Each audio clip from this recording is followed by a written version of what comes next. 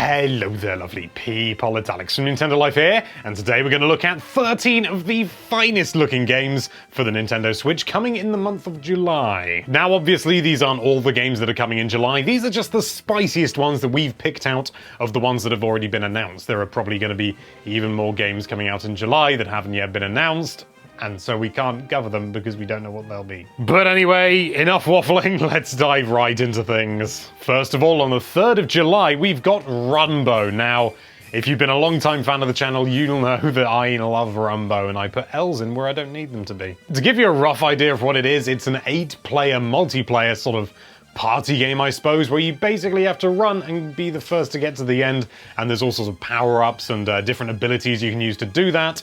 And the big mechanic surrounding the whole thing is the fact that when the color changes in the background and the platform, I haven't started this well. The background changes color, and if it matches the color of a platform or a series of ledges, those ledges or platforms are no longer there, and you can't land on them. So you constantly have to be looking out as to what color's coming next and plan your route accordingly. It's really good fun. It was out on the Wii U and I loved it to death. It had 9 players then. I believe it's 8 players now because the gamepad isn't a thing, which is potentially a good thing, but it's still going to be more than worth your worthwhile. It's good, is what I'm saying. Then on the 5th of July, it's only a year late. Yes, it's Pocket Rumble. I played this last year at EGX Res and it's really good fun. It's a pixel art style 2D fighter, and it works really well. You know, it's beautifully refined, and I think it's been in development for a good long time now because it was supposed to be coming out last year, and it's coming out this month,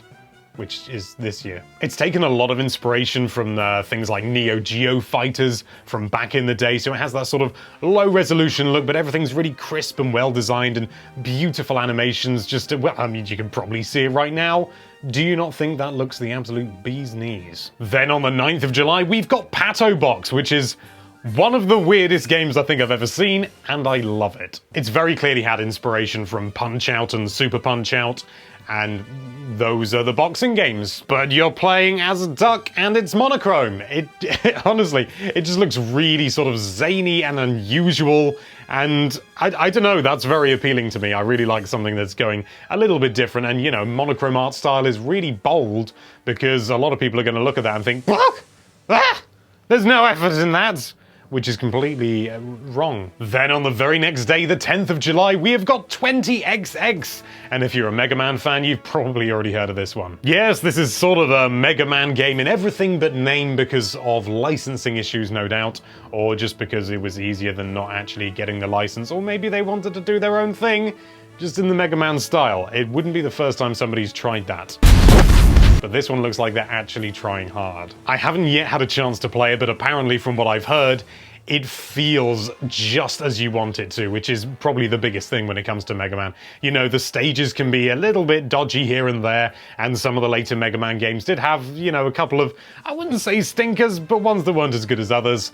But as long as it feels right, it feels right. Then, just 2 days later on the 12th, we've got Bomb Chicken. And with a name like that, do you really need anything else? I don't really know how to fully describe this game. I suppose the genre that it fits into most neatly would probably be Metroidvania, maybe, but even so, it doesn't really feel like one because you don't really jump. Essentially, you take control of a chicken that after a freak experiment or something like that, all of a sudden is now laying bombs instead of eggs, which is, that's something to be concerned about. And you use these bombs to get around it. I suppose it's maybe more of a puzzle platformer. It's one of those games that doesn't really fit into a box, which is really good. We need more of them, because those are the interesting ones. Then on the 13th of July, we've got Octopod Traveler. Now, I've played a good chunk of this game already, not the full retail version, unfortunately, because but I was able to play a preview, and I go into much more detail in there about how I feel about the game and stuff like that. Short, you know, long story short, it's really good. But if you want a bit more detail, then make sure you click that card up there to view the preview, or indeed the link in the description if you're more of that disposition. Thank you. And on the very same day, yes, the 13th of July as well, we have got Captain Toad Treasure Tracker on Nintendo Switch. Obviously. This is a game I have played the final retail version of, and I've done a preview again. I didn't do a video of it because Last week was busy, but so far it seems to be a really solid port of Captain Toad Treasure Tracker. You know, it looks better than the original, it plays pretty much the same. The only downside is the when you're playing on TV mode, you have to use like a pointer mechanic to all the things that you would otherwise tap, you know, to control in the level, and that, it's alright, it's a bit clumsy, but I don't like that that dot never disappears. Sounds really petty, but I really don't like that that dot doesn't disappear. But aside from that, it's still Captain Toad, and it's still really good fun, you know. It's just a gorgeous, enjoyable, not enormously challenging game, but still not without its little difficulty bumps here and there, but it's still really good fun, and you can do two-player co-op now and stuff, and it works quite well. And yeah, overall it's just a really good time, so yeah, definitely consider that one. Are we bending the rules with this one? Oh, it's our list, so we can do what we like. Excellent. On the 17th of July, we have got Sonic Mania Plus. Now, yes, I know that Sonic Mania has already come out and has been out for a goodly amount of time, but Sonic Mania Plus is the first time that it's going to be available retail for the Nintendo Switch, and also Ray's back. Who doesn't love Ray the Flying Squirrel? I'm really looking forward to this one. Sonic Mania was a beautiful, wonderful game, and it really managed to scratch that classic Sonic itch that I've been having for so many years now, and just more of that, yes, give it to me, directly into my face. Then on the 19th of July, we've got one of the weirdest looking games ever. Pool Panic, or is it Pool Party? It's Pool Panic. This is a sort of an exploration-based pool It's not really a platformer, it's a sort of exploration-based pool game. I mean, again, you know, it's really interesting to see these different kinds of games that haven't really been done before. I suppose, in some ways, maybe it's a little bit like Super Mario Pinball Land? Whatever it was called, Super Mario Ball, I think it was called over here, which is not a great title. Except rather than using pinball as the mechanic, you're using pool or snooker, you know, balls and cues and stuff. And it looks really interesting. I haven't had a chance to have a go at it myself yet, but yeah, I'm really looking forward to it. It looks bonkers. Then on the 24th of July, two games sort of in one. We didn't really feel it was worth separating them. Mega Man X Legacy Collection. 1 and 2. I don't know what to say, you know, we've featured Mega Man Legacy Collection in the past, and this is Mega Man X Legacy Collection, so it's all the Mega Man X games. Might not be all of them, don't quote me on that. But I mean, yeah, I mean, it's classic old games bundled together, and they probably split it like they did before, where one is physical and one is only digital download. I don't know, I'm just assuming here. But yeah, if you like your Mega Man and you want more than just 20XX, then yeah, just check it here.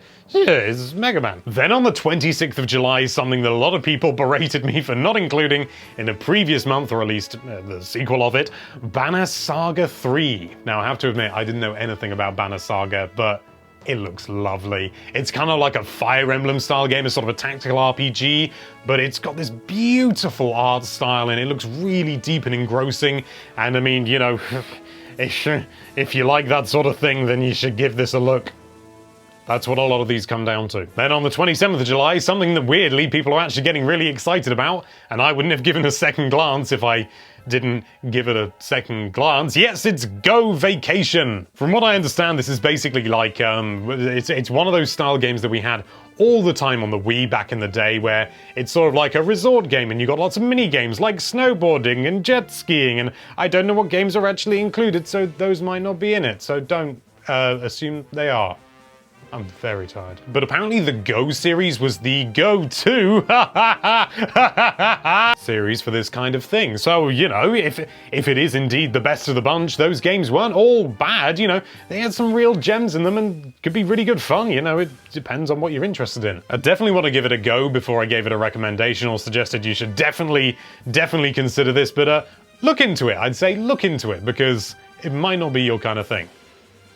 I don't know if it's mine. And then lastly, on the 31st of July, yes, the very last day of July, unless they've added a 30-second without asking me, Code of Princess EX, or X. I don't know which. I've only ever seen it written down. Simply put, this is an action RPG game that came out on the 3DS, oh blimey, ages ago. I think it's about 5 or 6 years old, give or take. It was before I started working for Nintendo Life, so My memory's a bit hazy of those years. And it's been updated with beautiful new HD graphics. They've done little tweaks here and there as well to make sure that it really is like the ultimate version of the game, rather than just being a direct port. So they put some clear effort into this, and that has to be lauded immensely. It looks great fun as well. And there you have it, 13 amazing new Nintendo Switch games coming in the month of July 2018. If you're watching this in 2019, sorry, wrong month. Well, wrong year.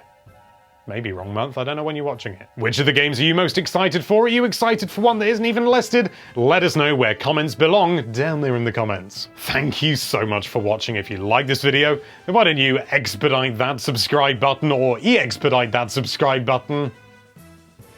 These get worse every time. And be sure to check out NintendoLife.com for all sorts of lovely Nintendo related content. Thank you again for watching. Bye-bye.